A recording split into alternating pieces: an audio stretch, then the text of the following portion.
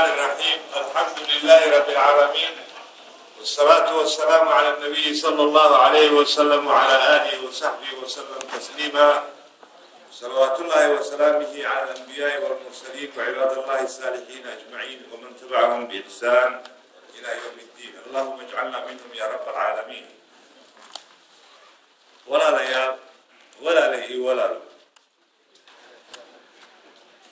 وزير بافردية مش حلباني قدوميات بافردية، لكن مركا قولها الشعبي قولوا قوحان سدي مجلسي إيوه هالقدك يسون هذا قولها الشعبي وعدك الشعبي وأليقها الشعبي ساقرات النوافذ بافردية ولا لي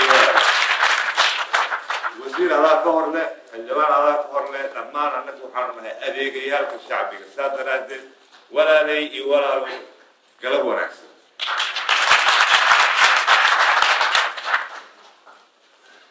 شرف وين بقيت هاي إن ما أنت عن أصل الجوج نصيبك ونعكسن عن هاي واحد وحكم ذا إن سجال يتوصل عن كل على نوروي سيبا مقالة ترونهايم عن جوجي ما أنت إيماني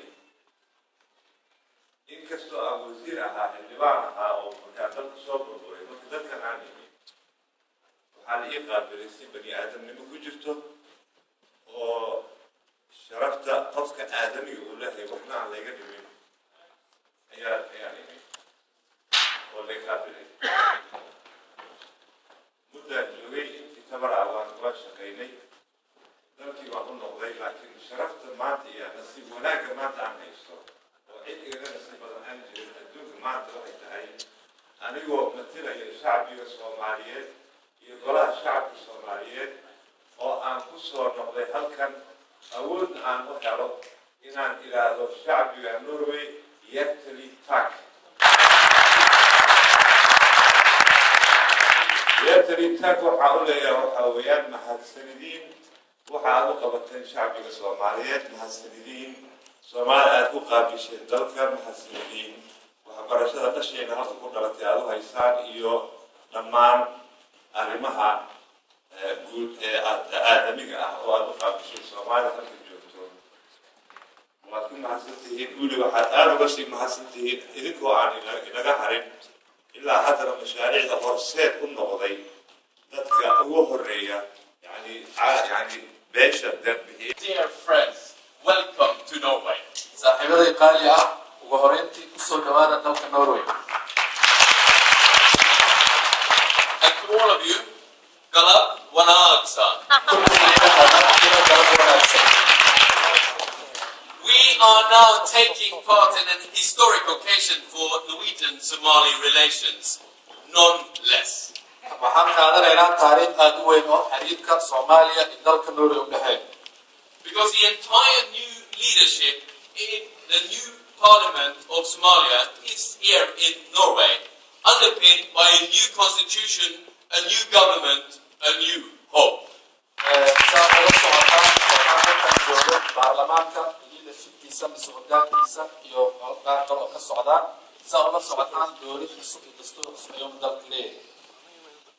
Every single person in this room, I'm sure, shares that hope. The hope for peace, the hope for reconciliation, stability, prosperity for the children, the women and the men of Somalia. sida ula socotaan dhamaantiina waxaa jirto rajo lagu leeyahay nabad iyo maxalli xasilooni degnaan iyo haweenka rag kulli ee maxnaa ay ku qabaan rajo in laga helo dalka. And I would say that the achievements of Somalia during the last year has gained the appreciation and respect of the whole world. sida ula socotaan Soomaaliya waxay heshay rajo iyo maxalli in mahadin celin caalamka ay ka heshay oo and a very warm welcome to the Somali community living in Norway. Velkommen alle sammen. You are Somali and Norwegian, and I am proud to be your minister, and you are my advisors on Somali affairs.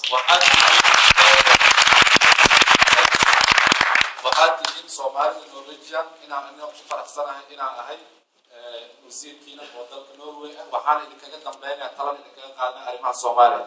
I spoke to the speaker and the deputy speaker yesterday and said that there are a lot of Somalis in Somalia, but there are also a lot of Somalis in Norway.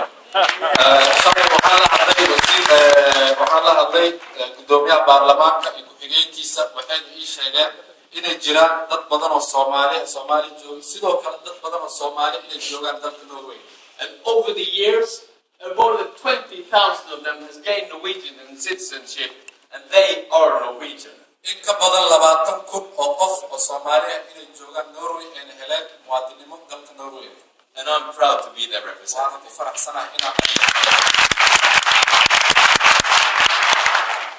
I'm here to learn, ladies and gentlemen, from your discussions in the field. We have had the opportunity to have a good discussion yesterday on the future of Somalia, on what Norway can contribute to that end, but the work has to be done by Somalis in Somalia.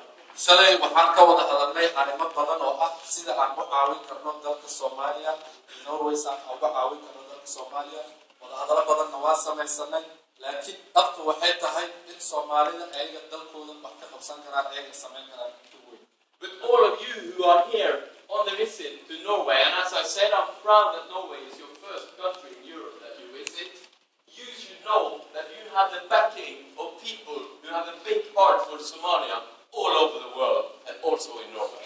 sida uga socotaan waxa waaye dalka ugu horeeyay oo Europe inay maxaa baarlamaanka soo booqday oo markuu bilaabay aad u faraxsanahay dalka Norway oo taageeri doona dalka Soomaaliya.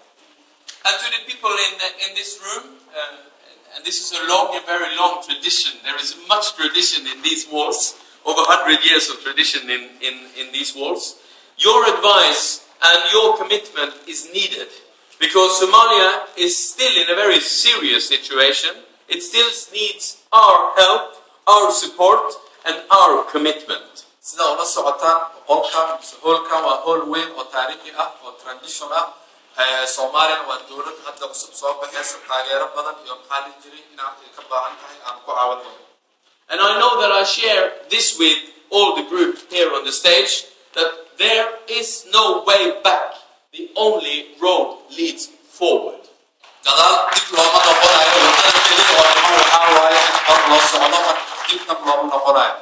And we do not know how long that road is. Only that it will be hard, it will be tough.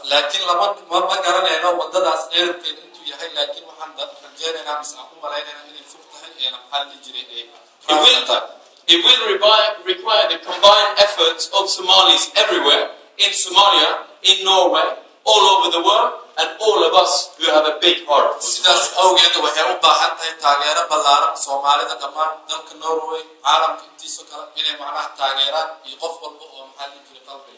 Because we are a supporter, we are a friend, we are a companion on this walk, but it is your road to your future. taageero wax walba inaan sinayno wadadaas aan la qaadi doono laakiin wadadaas dariiqaas waxa iskale oo kaliya idinka ayaa leh. And you who are gathered here, who are Norwegians, you know that I am now a minister, but I was a parliamentarian for 12 years. sida ula socotaan aniga waxaan ahay wasiir laakiin 12 sano la soo dhaafay waxaan ahaan jiray xildhibaan. So I know the value of the parliament. waan ogahay muhiimadda uu leeyahay baarlamaanka. And I know that you are close to the people. And your responsibility lies in the making of laws to oversee the implementation of the constitution and to make certain that Somalia's income is used to the benefit of all its people.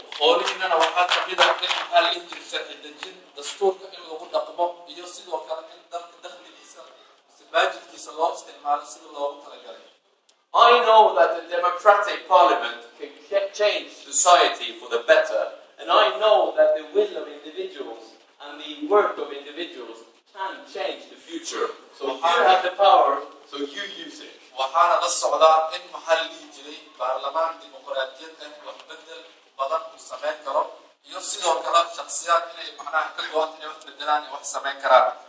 Speaker Jawaari has a distinguished delegation here in Norway to study Norwegian political system, what can be used, what shall be discarded, and the so-called Nordic model of social and economic development. I usually tell people that I think that one of the most beautiful, no, I'd say the most beautiful thing about Norway, it's not Bryggen in Bergen, it's not the houses on the shores of Bergen, it's not Holmenkollen, it's not even the western fjords on a sunny day. It's that we are a society with small